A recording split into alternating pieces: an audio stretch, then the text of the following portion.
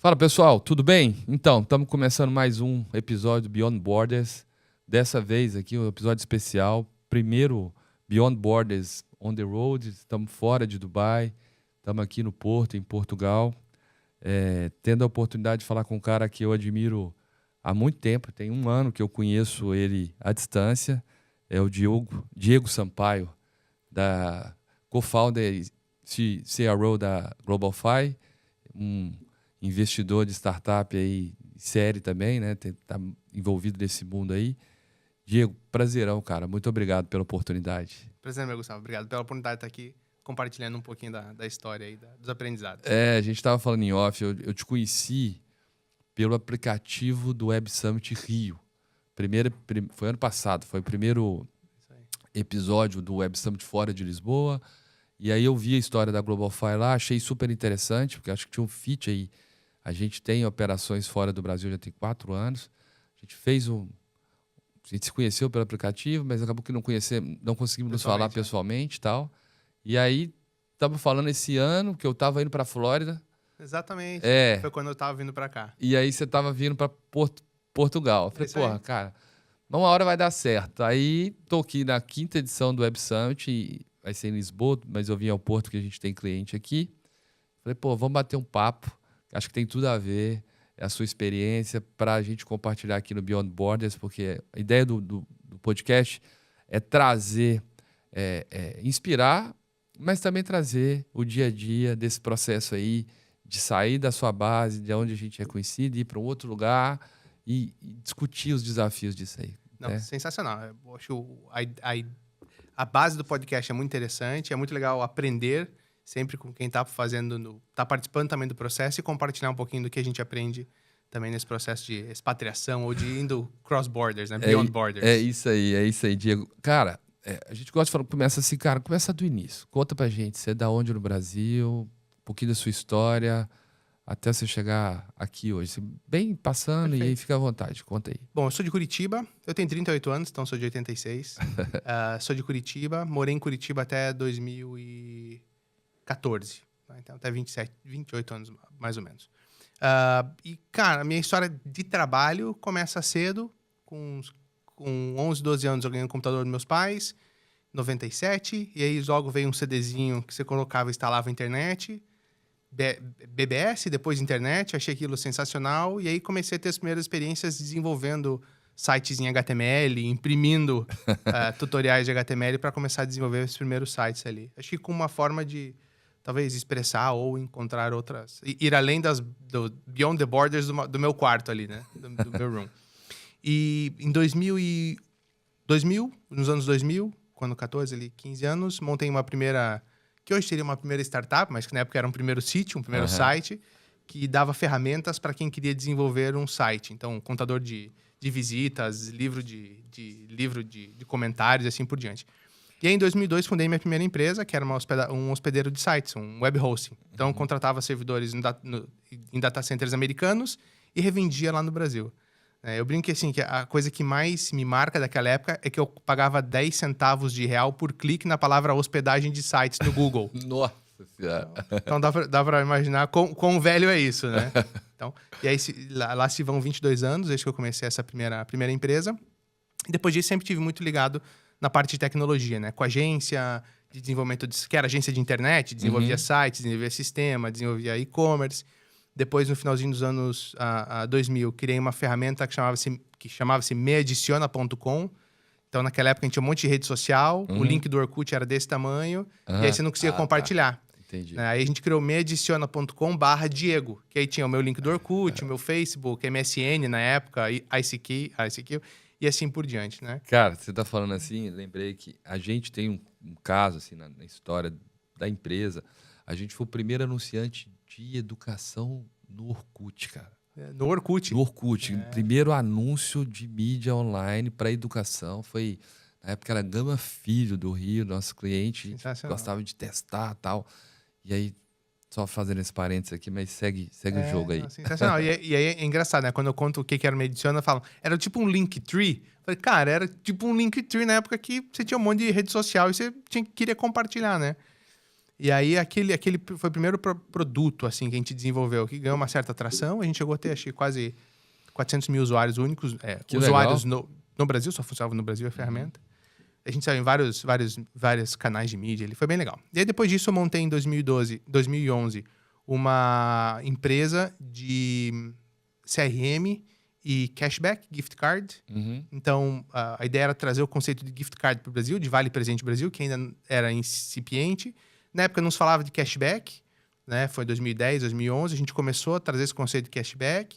E aí foi ali onde eu passei pelo primeiro ciclo de levantar capital, então investidor, depois Isso lá em fazer Curitiba exit. mesmo? Em Curitiba. Uhum. Isso em Curitiba ainda, né? No E aí, Brasil. cara, você teve algum suporte, assim, alguma aceleração?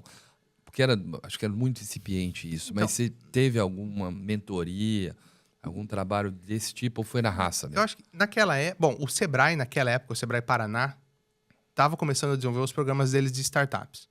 Tá. Né? Então, tanto eventos, e aí eu e mais outros empreendedores naquela época, juntos ao Sebrae, organizamos vários eventos em Curitiba. O Eventos Sebrae para... tinha um projeto que chamava Empretec, tinha uns negócios assim. O Empretec era pro empreendedor tradicional, Entendi, entre aspas, né? Entendi. E aí ele começou a entrar no mundo de startups ali, fazendo eventos e trilhas de conhecimento para quem queria ser um founder, ou um empreendedor, ou um startupeiro, ou o que fosse ali Aham. nessa área. E a gente organizou vários eventos com o Sebrae, eventos para 400, 500 pessoas nos anos 2011, 2012 para o Sebrae lá em Curitiba. Que foi uma experiência muito legal, assim, permitiu criar muito networking.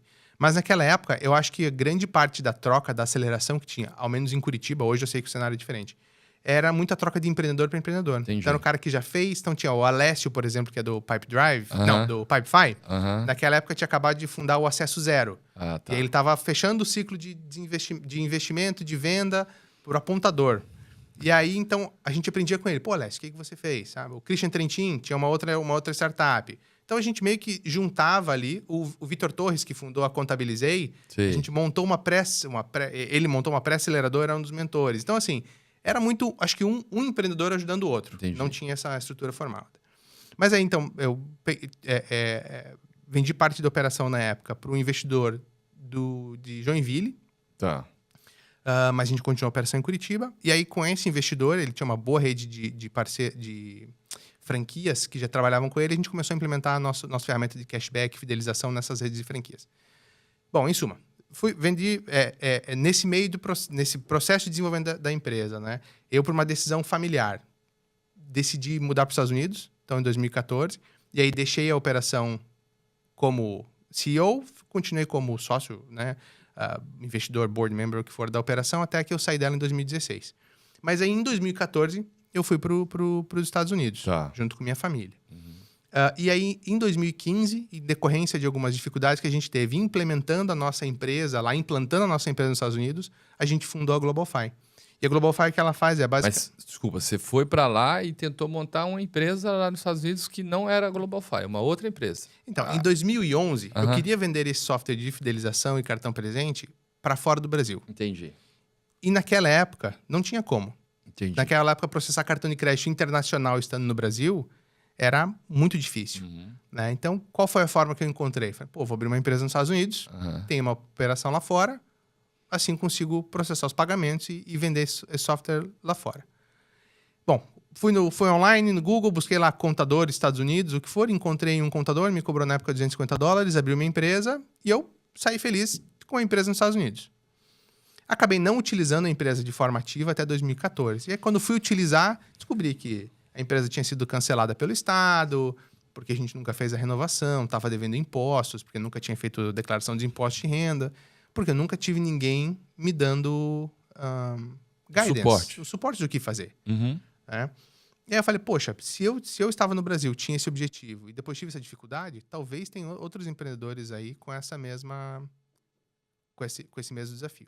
E aí a gente montou um site, contratei uma jornalista, montou um blog, chama-se sa.info, e a gente começou a escrever conteúdo sobre abertura de empresas nos Estados Unidos, imigração para os Estados Unidos, como fazer negócios, e-commerce e assim por diante. E aquele blog começou a ganhar atração. Era uma boa época no Brasil também, 2014, então estava ali uma estabilidade política grande, 14, 15. E aquilo ganhou atração e as pessoas começaram a fazer contato conosco. Né? Pô, você tem como me ajudar aqui a abrir uma empresa nos Estados Unidos? Opa, peraí, tem um business aí. E aí, nessa época eu juntei eu e minha esposa como sócios, né? Minha esposa tem background fiscal e contábil de muitos anos. Naquela época já tinha de muitos anos. Uhum. Então eu e ela trouxemos mais um sócio local e aí montamos o que chamava-se Company Combo, que é basicamente era um combo de serviços para abrir uma empresa nos Estados Unidos. Então, a abertura, endereço, warehouse e a parte contábil. E aí, o foco nessa época, empresa Brasil querendo ir para os Estados eram Unidos. empreendedores do Brasil que queriam levar os seus negócios para os Estados Unidos. Uhum. Então, a gente permitia que eles fizessem todo o processo de abertura e a gestão da operação de forma remota. Uhum. E aí, bom, isso foi 2015, né? Então a empresa foi evoluindo. Em 2022, a gente fez o rebranding dela para GlobalFi, que foi quando a gente lançou um banco digital nos Estados Unidos também, para não residentes. Tá. E é basicamente isso. O que a GlobalFi faz é permitir que o empresário de fora dos Estados Unidos abra uma operação nos Estados Unidos, tenha todo o suporte operacional ali de endereço, o que ele precisa da base da operação, tem todo o suporte contábil e fiscal, utilizando a nossa plataforma e os nossos serviços. Então, além da gente ter uma plataforma, uma ferramenta de gestão desse compliance do dia a dia, a gente tem o suporte contábil e fiscal para esse empreendedor. Hoje nós temos, nesses 10 anos, atendemos mais de 10 mil clientes de 85, 87 países. Temos hoje no time 60 e poucas pessoas. E aí Bom, mas vamos lá. Mas quais foram os maiores desafios que você enfrentou assim, ao fundar a sua empresa nos Estados Unidos? Nos Estados Unidos? É. Cara, olhando na época eu não percebia. Sim. Óbvio. Mas olhando em retrospectiva, eu acho que primeira coisa o guidance do que... o suporte do que fazer no início. Então, que é o gap que a GlobalFi atende. Uhum. Né? Então, assim, cara, eu preciso ter uma operação lá fora? Pô, a gente consegue dizer, sim ou não, e é isso aqui que vai te trazer de benefício se você tiver. Tá. Né? Então, a partir do momento que a pessoa toma a decisão, na GlobalFi a gente dá ali as ferramentas e o passo a passo. Acho que isso é o mais importante. O passo a passo do que precisa. Tá bom. Sabe? Cara, você tem que fazer essa renovação, você tem que fazer isso aqui, você tem que fazer isso aqui. Você vai fazer com a gente ou não, são outros clientes. Coisa. Mas você tem que fazer. Você tá avisado disso, tá notificado e tem no sistema. Então, acho que esse é o primeiro passo para você cuidar da parte burocrática. O segundo, eu acho que é você entender que ir para fora não é só traduzir um produto ou não é só buscar a comunidade brasileira, por exemplo, que está nos Estados Unidos para vender a tua solução. É você realmente expandir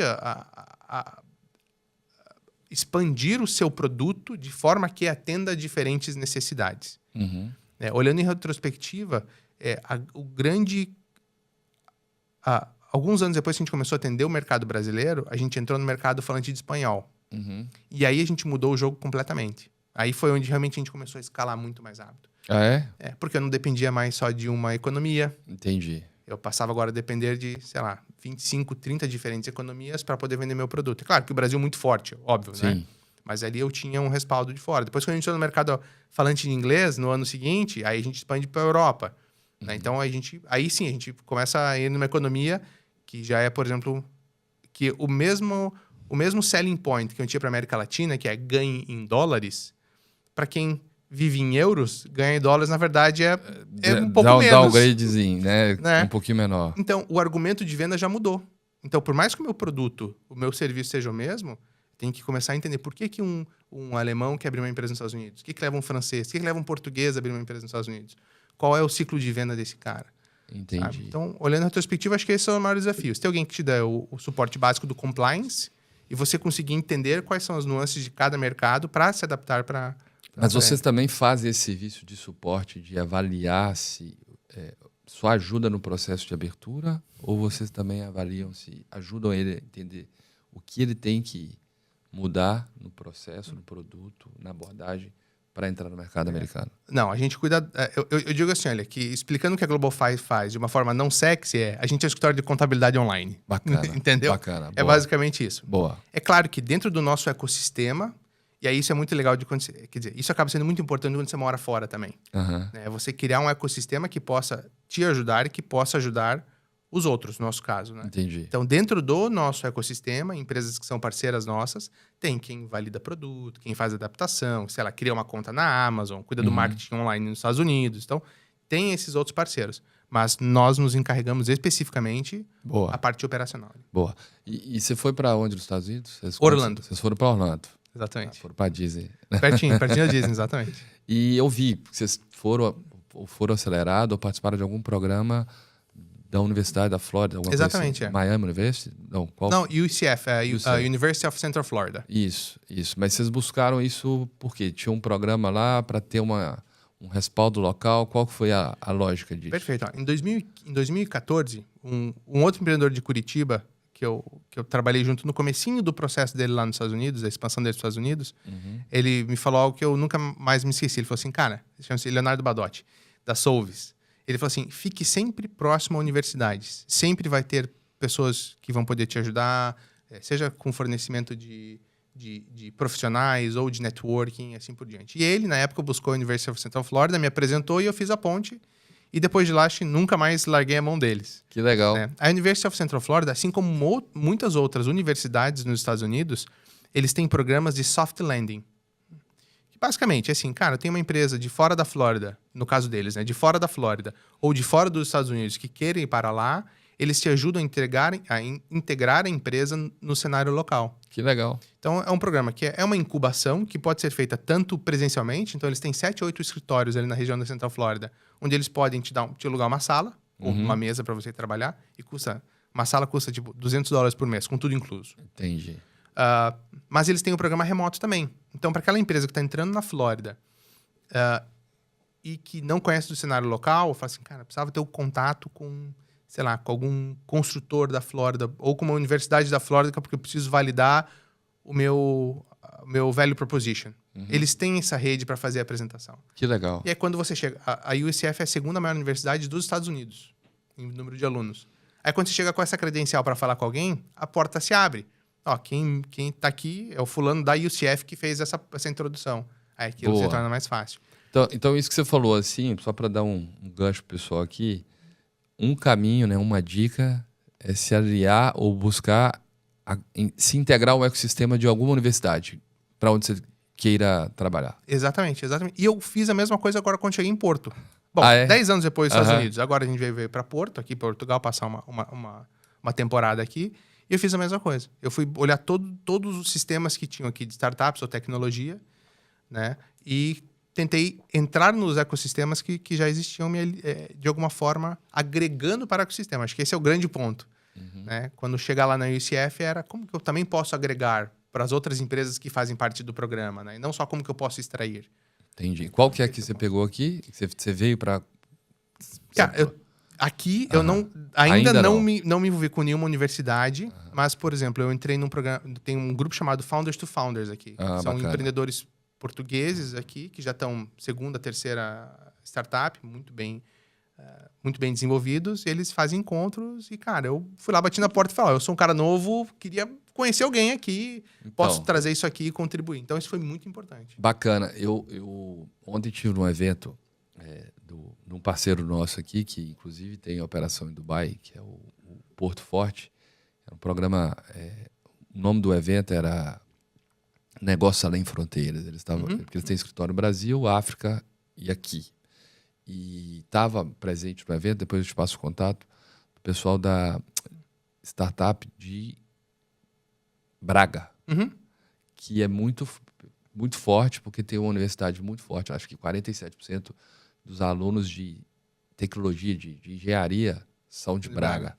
Então, tem um ecossistema muito forte e depois eu te passo que... sensacional. Com certeza. Bacana. Mas tem, assim, aqui, tanto nos Estados Unidos como aqui em Portugal, em geral, tem muita coisa que acontece ao redor das universidades e ao redor dos ecossistemas que surgem a partir daquela universidade ou daquele mercado local. Então, isso vale muito a pena. Assim, facilita muito. Tenta fazer um paralelo. Como você vê o ecossistema de startups? Estados Unidos, Brasil e aqui em Portugal, pelo que você já...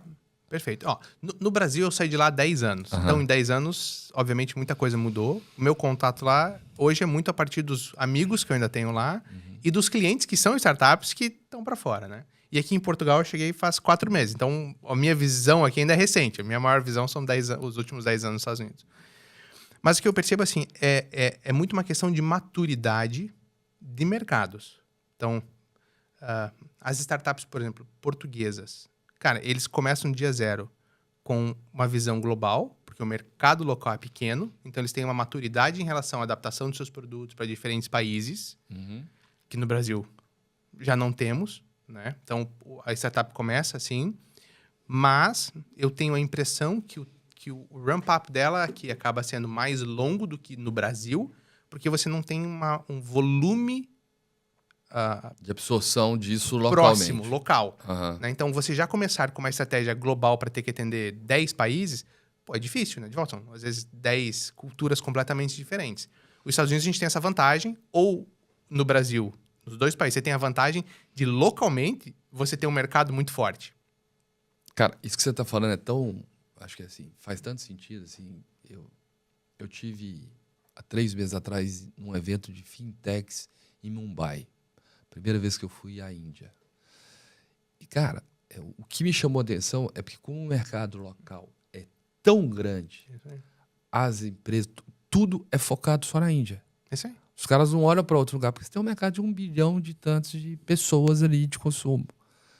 E aí, quando você fala do mercado pequeno, o cara já tem que nascer pensando global, porque aquele mercado não vai sustentar ele. Né? É isso aí. Tem essa característica. Que, de volta, assim, você tem poucos países... Bom, talvez você tenha Brasil, Estados Unidos, Índia, China e Rússia. A Rússia nem tanto, mas... Brasil, Estados Unidos, Índia e China, que você tem um volume populacional tão grande que você não precisa se preocupar em, nos primeiros anos, pelo menos, olhar para fora. Porque o mercado doméstico te absorve. Te absorve. Os Estados Unidos, por outro lado, tem uma característica que é interessante, que é assim, as empresas de lá já nascem globalmente. Então, o cara monta um software as a service, um SaaS, aquilo já é global. O cara já está pensando no mundo. Eu acho que eu acho que ele nem É pensa nativo. no mundo. Ele fala assim, cara, botei aqui e pronto. Sabe? E aí ele sabe que vão ter clientes do mundo. Então, e depois, num outro momento, é que talvez intencionalmente eles comecem a olhar para mercados de forma individual para adaptar o produto. Mas o americano já bota o produto e tá aqui, tá no mundo. Né? No Brasil, por exemplo, a gente cria um SaaS e aquilo atende muitas vezes uma necessidade local. E está 100% em português. Então, ele naturalmente já não atende o mundo. Então, essa tem uma diferença.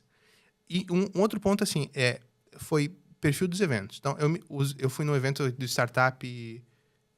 Foi startup... Cara, foi algum evento de Startup Weekend o Startup Week que teve aqui na região do Porto. Umas 2 semanas. E o perfil das palestras era muito parecida com os perfis das palestras que eu ia lá no Brasil há 10 anos, ou há 12 anos, junto com o Sebrae. Então, o que é o MVP? Entendi. Como validar um MVP, sabe? Então, me parece que Portugal e Brasil estão muito próximos em relação à qualificação base do empreendedor novo. Entendi. Os Estados Unidos, o perfil dos eventos, ele já pega o cara talvez numa fase um pouco mais avançada. Não é porque todo mundo está avançado, não é isso. É pelo perfil do evento mesmo. Tá. Sabe?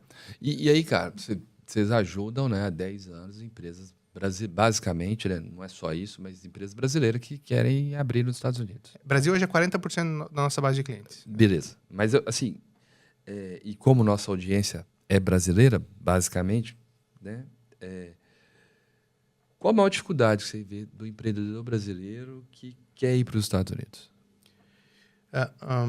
Bom, vou começar primeiro pela a principal vantagem do empreendedor brasileiro. Tá bom. É porque o cara é resiliente. E ele consegue, se ele bota foco, ele consegue validar aquilo e fazer aquilo funcionar. Acho que esse é o principal diferencial do brasileiro é a resiliência. Cara, resiliência e a capacidade de adaptação. Isso é sensacional. Por outro lado, assim, acho que o principal desafio hoje, muito sinceramente, cara, o maior desafio do cara não é operacional. Por exemplo, a GlobalFi ajuda muito o cara a operacionalizar, mas hoje em dia não existe só gente que faz isso. Existem outras empresas que fazem, dão um suporte bom também. O principal desafio é a mentalidade e o foco naquele processo. O que acontece muito assim, quando a economia, por exemplo, no Brasil está indo mal, o cara começa a olhar para fora. Mas ele nunca bota um foco forte, porque o negócio principal dele tá indo mal. Então ele tem que salvar o negócio dele, é o que paga as contas. Entendi. Quando o negócio no Brasil tá indo bem, em vez de eu falar assim, cara, pô, agora é a margem de hora. lucro tá sensacional, deixa eu montar um time para olhar para fora. Ele surfa a onda do tá tudo bem. E aí ele foca de volta na operação interna para potencializar ao máximo aquilo. E ele deixa de ir para fora. Entendi. Dentro da base da GlobalFi, eu percebo que assim, os clientes que têm sucesso são os clientes que ou o dono, o CEO, o empreendedor principal, botou os Estados Unidos como sendo a meta número 1 dele. Aí ele falou assim, cara, a operação aqui no Brasil tá funcionando legal, agora deixa eu focar para fora, enquanto meu time tá gerindo o Brasil. Ou ele montou uma equipe, uma célula específica para olhar para fora. Ele falou, cara, o trabalho de vocês é levar o produto daqui para fora. Então, eu acho que esse, assim, é o principal desafio. Cara, não é qualidade, não é capacidade de venda, é basicamente foco. Até porque, por exemplo, em SaaS, o teu caso é serviço. Então é diferente. Pô, é consultiva a venda. Ciclo de venda longo. O cara que tem um SaaS, é apertar 3 botões, pagar via cartão de crédito e pronto, o cara contrata. Então, não é nem às vezes o processo de venda, né? Entendi. Um B2C, no caso, óbvio. Entendi. Não, eu vejo... A gente, né, tá em Dubai há algum tempo e a gente recebe muito empreendedor lá, seja pela Apex, a gente tá lá e o ecossistema é bem interessante lá. A gente tem um grupo lá, cara, de startup de 150 brasileiros que trabalham em startup de tudo que é jeito. E que estão lá. Estão lá, moram lá, vivem lá, mudaram para lá e tal. E os caras estão contratando muito. O cara trabalhou no Nubank, por exemplo, tem uma enxurrada de gente lá, tem uma enxurrada de... Os caras abriram uma startup que chama Husp, que é muito parecida com aquela de imóvel lá do Brasil. Fugiu o nome aqui agora, depois eu vou lembrar. Mas assim... Madeira? Não, é de imóveis. De imóvel, Viva Reais. Não, Viva a Loft. Loft. Cara, tem mais de 30 caras lá, sabe? E assim, enfim, tem um ecossistema muito bacana. Mas o que eu percebo do empreendedor é que o cara quer pegar o sucesso que ele teve no Brasil, ou o background que ele tem lá, e chegar em outro país, no caso Dubai, Emirados ou Estados Unidos, achando que aquele background vai garantir para ele o mesmo sucesso naquele novo mercado. O que você acha disso? Cara, isso é verdade. Acho que acontece muito isso da pessoa levar as suas credenciais locais como uma garantia de sucesso. O que eu fiz chegando aqui em Porto, por exemplo, foi usar as credenciais do que eu construí como uma forma de apresentação. Olha, eu venho no mercado de tecnologia, assim, assado, eu acho que eu posso contribuir com o grupo com isso daqui. Mas o que eu tô aqui é para aprender, porque eu não sei. Eu não conheço o mercado local. Como que funciona o cenário de startups aqui em Portugal? Eu não conheço, tô conhecendo agora. Então assim, eu quero conhecer. Em troca, eu uso isso aqui para te ajudar. Não, eu acho que isso não é ruim você trazer o credencial, mas eu acho que o ponto que eu queria estar aqui não é o que te garante. Porque às vezes você chega lá em Dubai, fala assim, eu trabalho pro Itaú. O meu principal cliente... Os caras nem sabem o que é Itaú. Sim. Não é referência para eles. Né? Então eu acho que essa sua estratégia, né, de se aliar a uma instituição local, ou uma instituição de ensino, ou um grupo, e começar a ter referência dentro daquele grupo, eu acho que é uma baita da estratégia. Assim. Eu acho que são relacionamentos honestos, com propósitos, com objetivos claros. Porque uma das características mais... uma das melhores características quando chega num país é que você é quem você quiser ser. Certo? Se você chegar aqui só usando, sei lá, e falando que você é multibilionário, é difícil... Multimilionário, bilionário não. Mas multimilionário, é difícil alguém daqui conseguir provar o contrário. Né? Então, por outro lado, você pode ser um mau caráter no seu país de origem e no outro país você... Então, assim, você tem os dois lados. Mas a vantagem de quando você chega num lugar, você poder recomeçar e reescrever quem você é algo muito bom. Né? Porque você chega ali nu, digamos assim. E aí você constrói o seu relacionamento. Então, eu acho que você chegar com a humildade, entender, né? Com clareza nos seus objetivos no relacionamento. Cara, eu quero aprender. Eu acho que isso Diego, vamos lá. Isso é uma curiosidade minha mesmo, assim, eu acho que pode ser de muita gente. Pô, você saiu de Curitiba e foi morar em Orlando, do lado do Mickey, na Disney, né? Cansou de ir lá, receber parente, todo dia vai gente visitar. O que te levou a escolher Portugal, um país de residência, nesse momento? Cara, eu acho que o que nos levou a sair dos Estados Unidos e aí buscar... Bom, na verdade, sim, a gente não saiu de forma definitiva ainda, né? O nosso negócio continua lá, o nosso time continua lá, minha casa ainda tá lá, tá fechada, tá lá. Mas, assim, a gente queria muito trazer uma experiência diferente para as nossas filhas também. Eu tenho 2 filhas, uma de 11 e uma de 13 anos. E a gente queria trazer uma experiência diferente para elas, né? O que elas consideram como casa foi os Estados Unidos, porque elas são brasileiras, nascidas no Brasil, mas cresceram lá.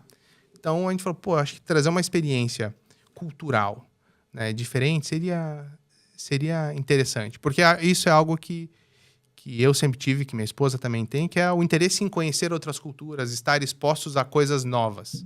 A gente acho meio que se cansa daquele mesmice ali, né? E os Estados Unidos é um baita de um país, onde a gente foi e é muito feliz há 10 anos. Mas a gente tinha essa vontade, pô, o que a gente quer ver de diferente? Onde a gente pode ter uma mudança cultural que não seja tão grande como mudar para a Índia, né? Ou para Dubai, como você foi, que é uma mudança cultural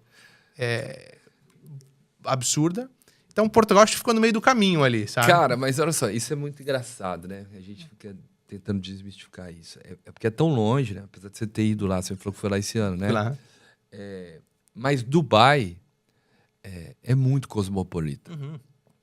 Dubai, a gente sofre muito menos essa questão cultural, porque parece que você está em São Paulo, parece que você está em Nova York, você tem gente do mundo inteiro. Se for para algum outro país ou alguma outra cidade do Oriente Médio, então, dentro dos Emirados, você vai para Abu Dhabi, já é um pouco diferente, mas apesar que eles estão se abrindo muito lá. Mas a gente, aonde a empresa nossa está em Sharjah, e aí vem muito de encontro ao que você falou. A gente, nosso background no Brasil, a nossa empresa era focada em educação e há 4 anos a gente começou a trabalhar em outras indústrias, mas a gente tem experiência de 15 anos trabalhando com educação. Então, o primeiro lugar que a gente abriu a nossa empresa dentro de um parque tecnológico que está na maior cidade universitária dos Emirados Árabes. Eles têm 21 universidades. Em Sharjah? Em Sharjah. Tem 21 universidades e tem uma área de 7 km por 4, tem um centro de pesquisa ali. E a gente está muito próximo do... Eles criaram um centro tecnológico que está ligando uma indústria, a educação e o mercado. Então, a gente entrou num lugar onde tem 4.000 empresas lá dentro. E aí é isso. Está perto, precisa de gente qualificada, você está discutindo. Mas é um lugar que a gente fala, cara, é um lugar onde o brasileiro sofre menos. Porque é o choque de cultura. Você tem, porque você é um país muçulmano e tal, mas é muito menor do que se eu fosse para a Arábia Saudita, se eu fosse para o Kuwait e tal. Mas é bem interessante isso. E essa experiência de vida em outros países eu acho super enriquecedor. E aí eu vou emendar uma outra aqui, cara. O que você considera, assim, morar em outro país, como que isso influenciou a sua abordagem de empreendedor? Uma boa pergunta. Essa eu nunca... Se como isso empreendedor, eu nunca tinha parado para pensar. Mas não, mas influencia com certeza. Com certeza. Eu acho que uma vez que você começa a olhar para outros mercados, a sua cabeça abre de uma forma que é difícil você voltar depois para olhar muito localmente, né? Um tempo atrás eu fiz... Quando eu comecei a Company Combo, sei lá, uns 7 anos atrás, eu fiz uma live um dia. E eu comparei assim, falei, olha... Tava falando sobre cross-border, e-commerce cross-border, né? Isso há 7, 8 anos. Eu falei, pensa que se você tem uma loja de material de construção, o teu concorrente não é mais a loja de material de construção que está no seu bairro, nem da sua cidade. O teu concorrente é o AliExpress agora. Porque o cara compra a torneira da China, naquela época, em 2, 3, 4 semanas, estava na sua casa por uma fração do preço. Então, o teu concorrente não é mais local. Eu acho que hoje... 8 anos depois, isso é normal do nosso dia a dia, né? Os e-commerces do Brasil hoje já sabem que eles têm que concorrer com concorrentes que estão vindo da China, que estão vindo de outros países. Então, eu acho que uma vez que você sai daquela zona de proximidade ali, que acaba sendo uma zona de conforto, e você começa a olhar para fora, dificilmente você volta, ou você reduz o espaço do teu foco. Sabe? Então, por exemplo, ir para os Estados Unidos, né, já foi uma grande mudança, porque eu comecei a olhar agora, não só mais eu conheço da cultura brasileira, agora tenho que aprender e começo a conhecer da cultura americana. Aí, quando a gente começou a expandir para mercados falantes de espanhol, aí eu tinha que entender que existe uma cultura na América Latina que é diferente do Brasil, que cada país, apesar de falar espanhol, tem as suas nuances, então eu começo a estudar sobre cada um dos países. E aí, quando você vem para a Europa, Middle East, ou o que for, você vai expandindo isso. Então, eu acho que isso dá uma bagagem sensacional e amplia muito a sua visão de oportunidades. Eu acho que hoje dificilmente eu voltaria a fazer algo que fosse muito regional. Entendi. Justamente por isso, você acaba vendo as oportunidades de uma forma mais expandida.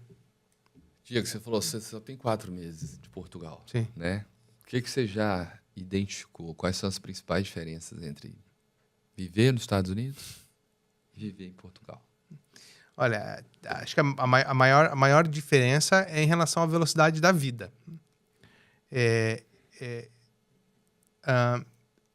A vida aqui acontece de uma forma mais enjoyable, mais light, aproveitável, talvez. Sim.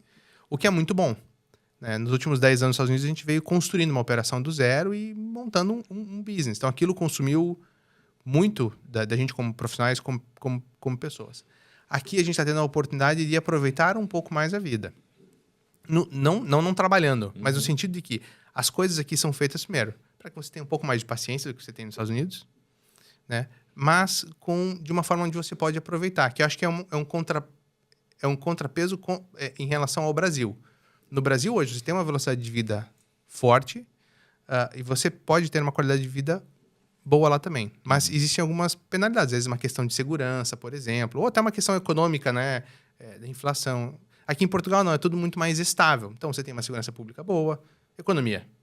Ela não cresce, mas ela é estável. Né? Então, você não tem tantos problemas econômicos. Então, eu acho que esse assim, é o principal... a principal diferença, sabe? Entendi. Cara, e aí em cima de... Como que é isso em relação a Dubai? Cara, né? Eu vou comparar Brasil e Dubai. Tá? Cara, é muito similar. Dubai, ele naturalmente ele se propôs a ser um hub de negócios do Middle East.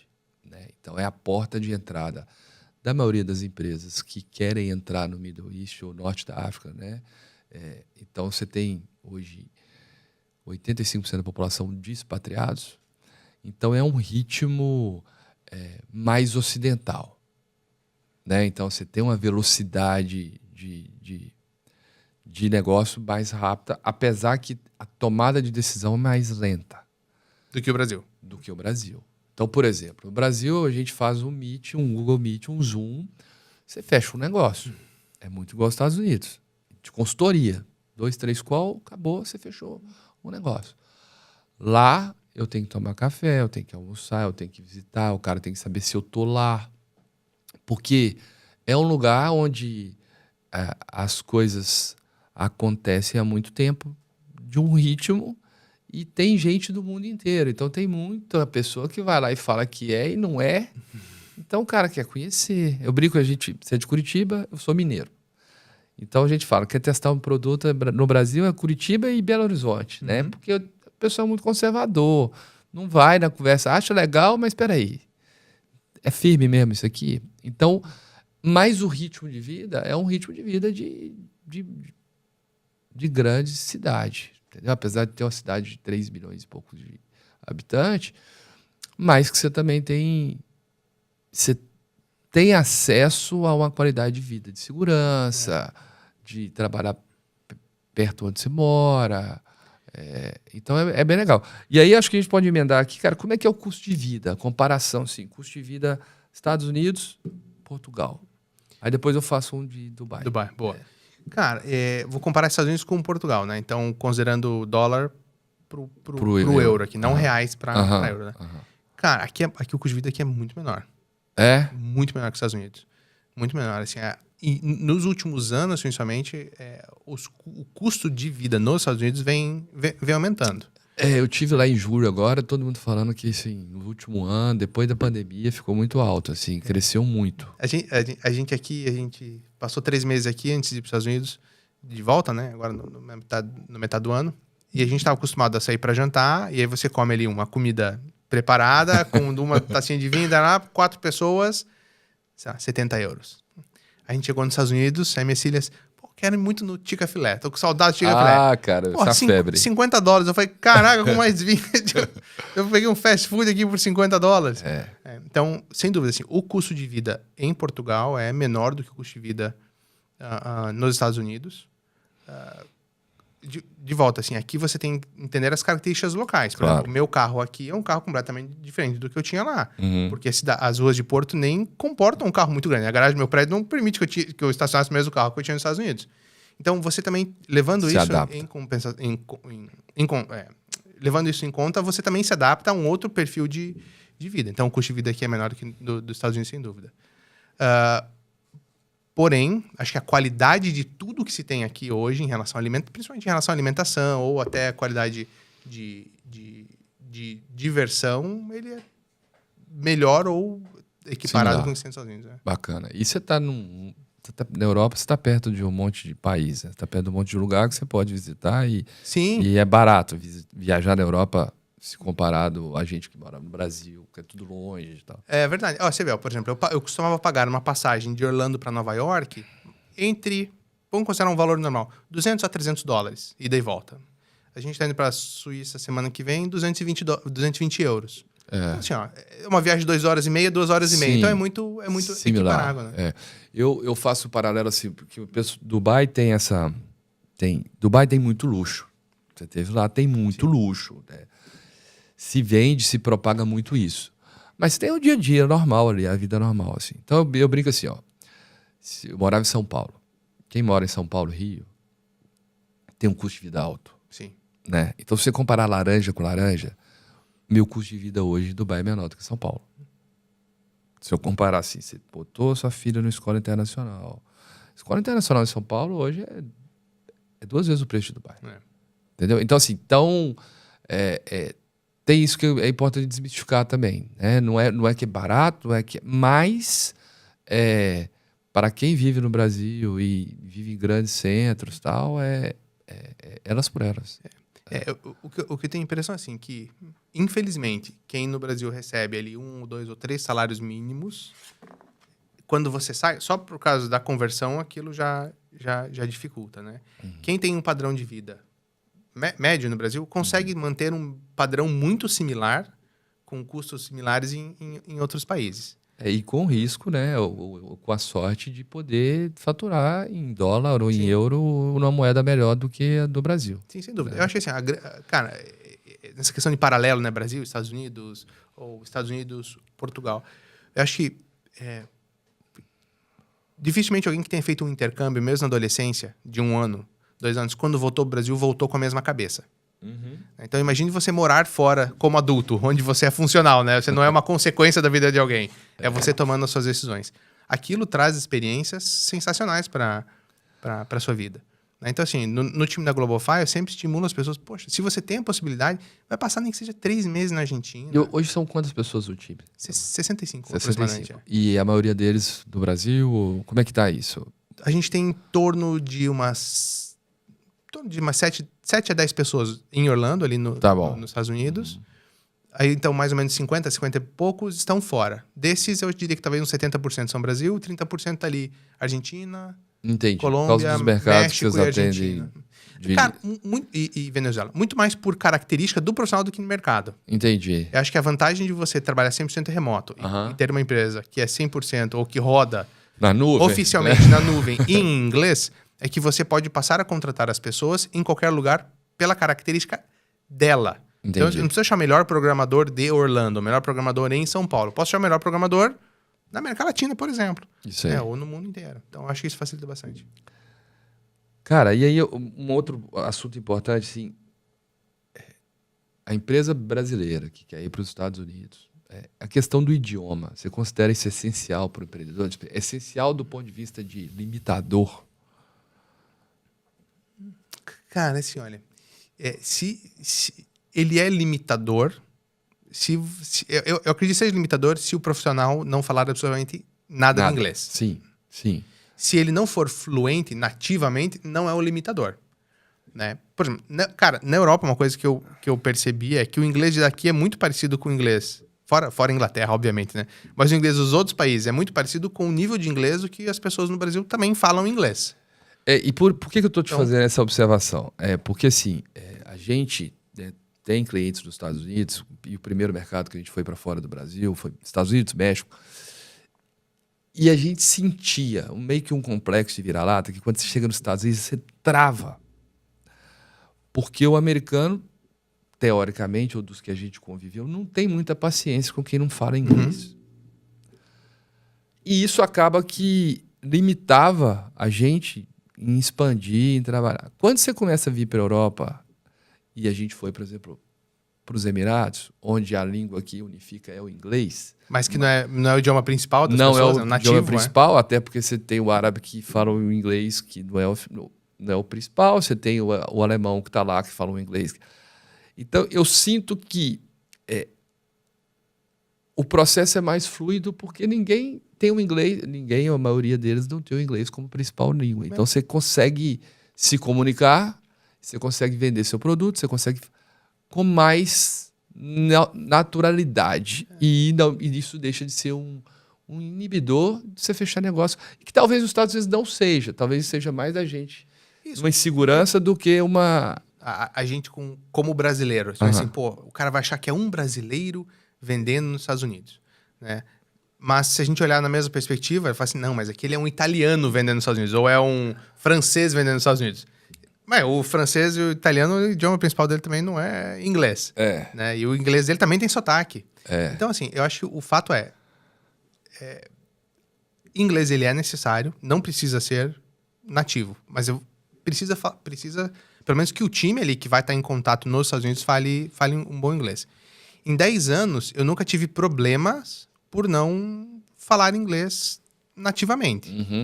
Indiferente da posição que eu estava na mesa, ou vendendo ou comprando, o inglês, ele surgia ali nos e-mails. Se ficava uma dúvida, me desculpa, não entendi, pode repetir. Ou a pessoa falava, eu repetia. Então, assim, eu acho que tem que ter o inglês? Tem. Não precisa ser nativo. Né? Mas uma outra característica hoje dos Estados Unidos é que, se eu não me engano, quase 50%, ou em torno de 50% da população americana é descendente de latino e fala espanhol. Ou entende espanhol. Então, já aconteceu algumas vezes de eu estar conversando e falar, pô, me desculpa, às vezes se eu não falar uma coisa em inglês, a pessoa fala assim, não, mas você fala 2 idiomas, eu só falo inglês. Não, esse que é uma ideia, assim, para desmistificar, porque a gente sempre fazia muita missão para Califórnia, né, Vale do Silício e tal, e eu percebia das pessoas que estavam com a gente uma inibição quando estavam lá, porque travava no inglês, porque não sentia vontade. Mas eu não tinha esse parâmetro de morar fora. E aí você começa a entender isso. Fala, cara, ninguém fala. O americano vai vender no Brasil, eu não me preocupo em falar português. Então, eu acho que é importante, lógico, você precisa de... Mas eu acho que isso não pode ser uma barreira. A gente tem casos aqui, entrevistando no podcast, de vários profissionais ou empreendedores que os caras vão na raça porque se entregam muito bem. Então, a questão da resiliência, essa questão nossa de adaptabilidade, isso é um baita do diferencial do profissional brasileiro, do empreendedor, principalmente quando entra nesses outros mercados. Por exemplo, eu chego lá nos Emirados, o pessoal tem uma influência inglesa muito grande. E aí você ainda pega projeto de 6 meses, de 1 ano. Estava num cliente agora, o cara falou, nós precisamos de entregar um evento em fevereiro de 2026. Eu falei, opa, a gente tem que aprender a trabalhar nesse ritmo de previsibilidade, de planejamento. Porque a escola nossa do Brasil, você tem que entregar uma campanha em 2 meses. E resultado. 2 meses tem que ser... Resultado em 2 meses. Né?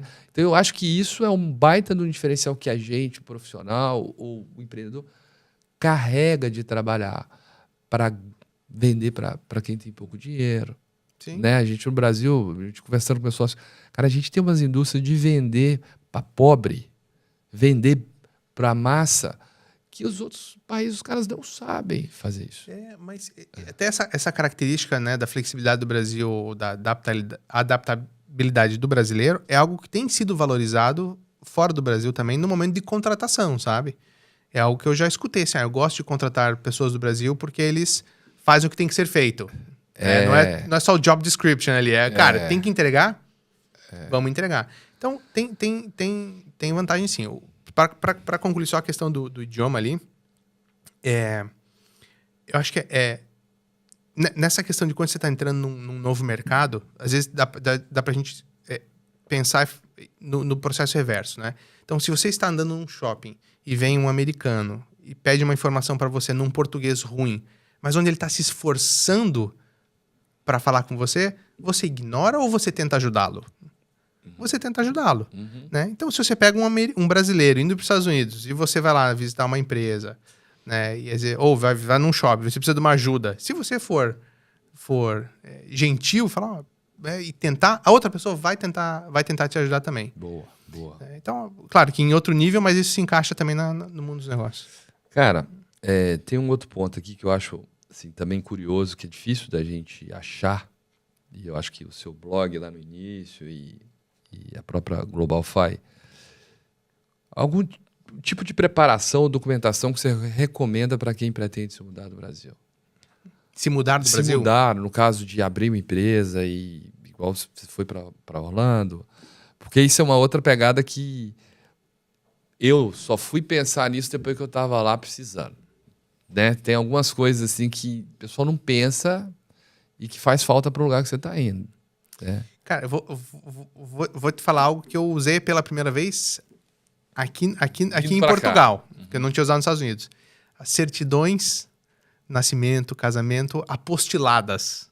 Isso. Que é algo que nos Estados Unidos, por exemplo, não se usa tanto apostilamento. Né? Então, lá aceita-se documentos de uma forma muito mais livre do que aceita-se, por exemplo, aqui pelo menos em Portugal, né? Imagino que seja boa parte da Europa. Então, esses documentos. Mas o que ajuda muito, o que nos ajudou muito é que quando nós saímos do Brasil, uma parte da família da minha esposa ainda estava lá. Entendi. Então a gente deixou procuração com eles, né? Tá aqui uma procuração para que você possa fazer tais situações aqui. Então isso foi uma coisa que nos ajudou muito. Ter alguém lá que, se precisasse, conseguiria assinar algo em nosso nome. E depois, agora, com minhas filhas maiores, e aí isso eu aconselho para todo mundo que for deixar país e que for morar sozinho, sem familiares, é que prepare um bom testamento, que deixe tudo muito bem documentado sobre como está a sua vida. Entendi. Né? Pense, se tá você e sua esposa viajando e cai um avião, ou acontece um acidente de carro, e aí? Quem sabe o que está acontecendo ao redor na sua vida? Um plano de continuidade para a sua empresa. Então, no caso meu e da minha esposa, nós dois somos sócios e os principais executivos da empresa. Se os dois faltarem, e aí? Então a gente tem um plano de continuidade, onde lista tudo. Então, assim, eu acho que deixar documentado isso. Essa aqui é a minha vida, tá aqui o que eu tenho de propriedade. Então, cara, por exemplo, no nosso caso, no meu caso, cara, você vai fazer validação de diploma. Então, pô, diploma do ensino superior. Aí, se você quer fazer validação, pô, você tem que pegar o histórico da sua graduação. Em alguns casos, o histórico do ensino médio. Né? Que você tem que ter esses documentos e ter ele, se possível, traduzido para o idioma local, e apostilado. Porque você vai chegar num país, você quer validar seu diploma lá, você vai precisar disso. Então, essas coisas, documento de filhos, por exemplo, ou escola, então você tem que pedir o histórico da educação básica, o certificado de transferência, porque vai chegar para matricular numa escola local, eles vão te pedir para saber que lugar, ou que série que vai encaixar seu filho e tal. Então, essas coisas, assim, cara, não acha, ninguém te fala, e que impactam no dia a dia seu completamente. Isso é uma outra coisa que eu queria ver. Você falou que passou suas filhas muito novas para lá. Mas o quanto que o familiar, quando você está fora da sua base, impacta no seu dia a dia, assim, de empresa. Você consegue mensurar isso ou enxergar isso? Sim. Pra gente, o que fez mais falta foi ter uma rede de suporte. Né? Quando você mora... eu e minha esposa, nossa família inteira estava em Curitiba. Meus pais saíram um ano antes do Brasil. Então já não tinha mais meus pais, mas tinha o resto da família ao redor. Então você tem uma rede de suporte ali, né? Uhum. Pô, precisa os dois fazer uma viagem a trabalho, você tem uma avó, um tio, ou alguém que pode ficar com as crianças. Nós, nos Estados Unidos, fomos somente nós 4. Então Entendi. não tínhamos absolutamente ninguém ao nosso redor. Então, Seus pais não estavam nos Estados Unidos? Não. Meus pais moram no sul de Portugal. Ah, mas legal. já faz uns 11, 12 anos. Legal. Então aqui a gente tem uma rede mais próxima, você vê. Ah, bacana, São bacana. 5 horas de carro, 3 horas de voo, mas é mais Aham. próximo. 1 hora de voo, não 3 horas. 1 hora de voo, mas é mais próximo. Lá nos Estados Unidos, não. Éramos somente nós 4. Então, isso trouxe alguns desafios, sem dúvida alguma. Por outro lado, trouxe algo muito bom, que foi a gente criou uma unidade familiar muito, muito forte. Porque éramos somente Você depende dos 4. Os 4 dependem desse núcleo aí funcionar. Exatamente. Era mais ou menos assim, ó, se tem 4 pessoas dentro do carro, minha família inteira está no carro nesse país, não é? Se a gente muda de casa, não precisa me preocupar, mas é longe de não sei, não, ou de cidade. Então, assim, acho que foi muito bom.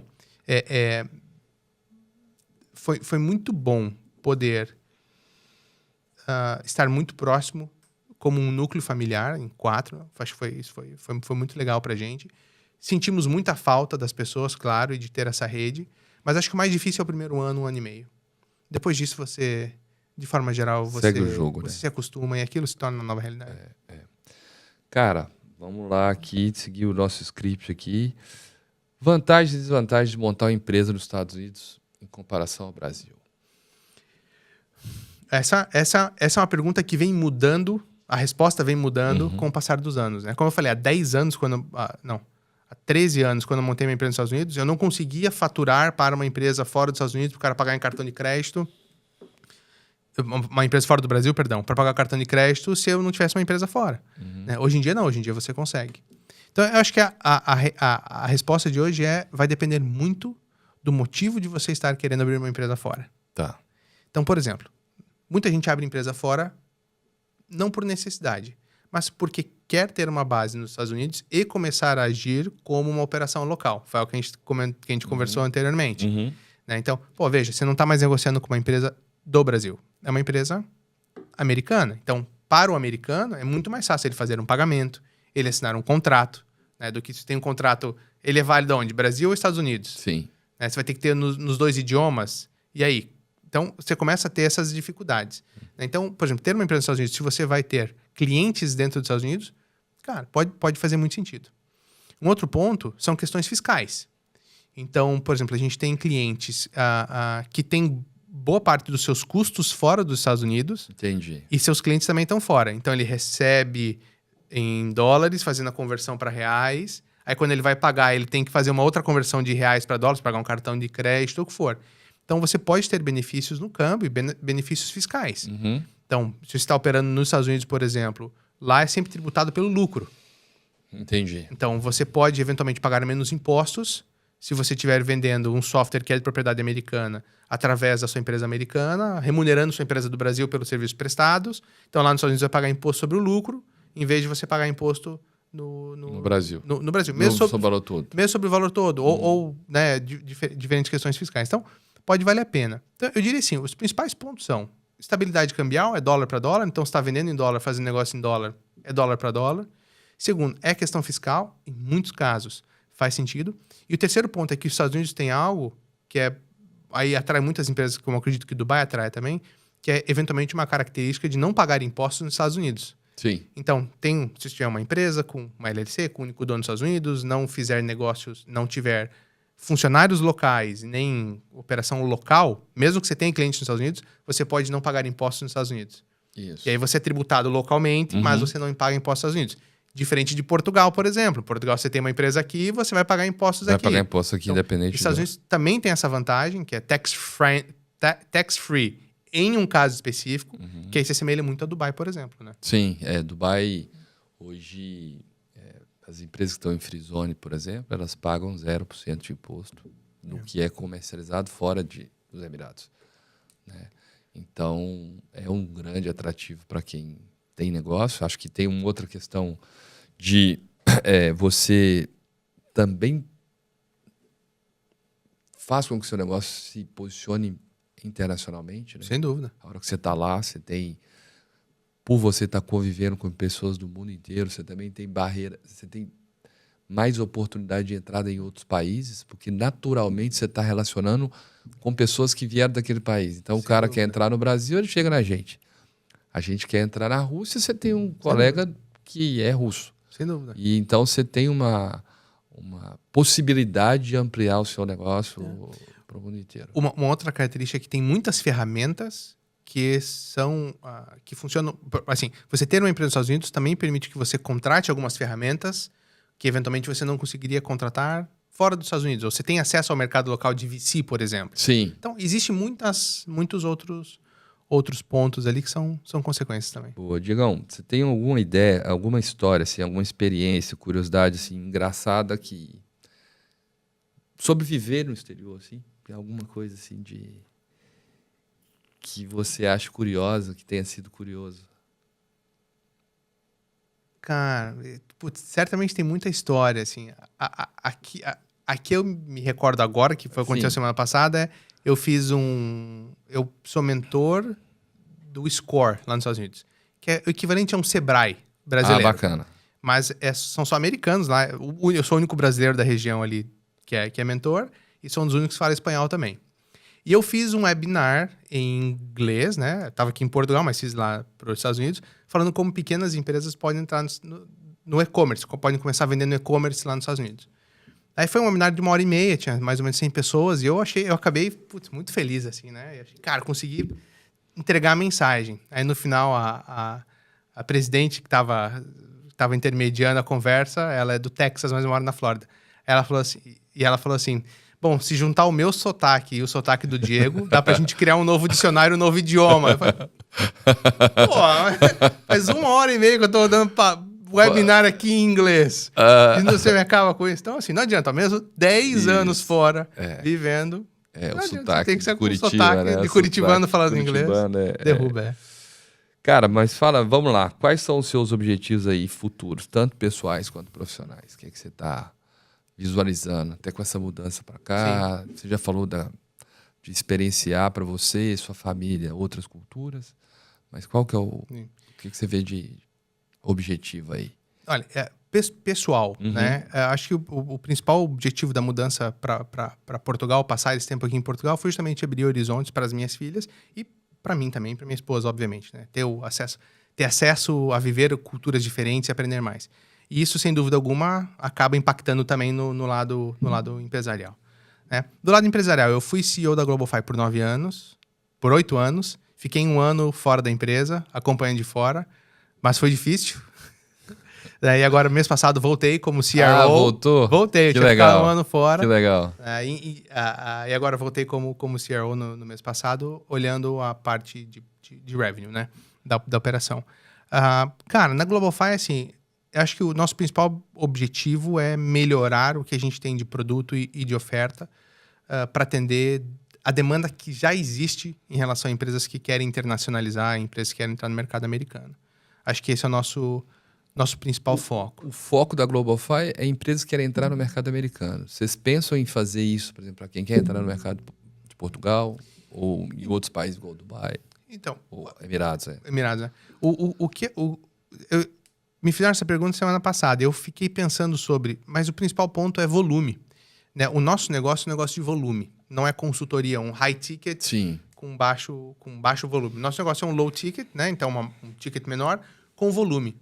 Cara, quantos empresários do Brasil querem abrir empresa em Portugal versus quantos pensam em abrir empresa nos Estados Unidos? Então, você não tem esse mesmo volume e demanda. Né? Então, pra gente, hoje, não faz sentido. Eu acho que dentro dos Estados Unidos, veja, são abertas 4 a 5 milhões de empresas por ano.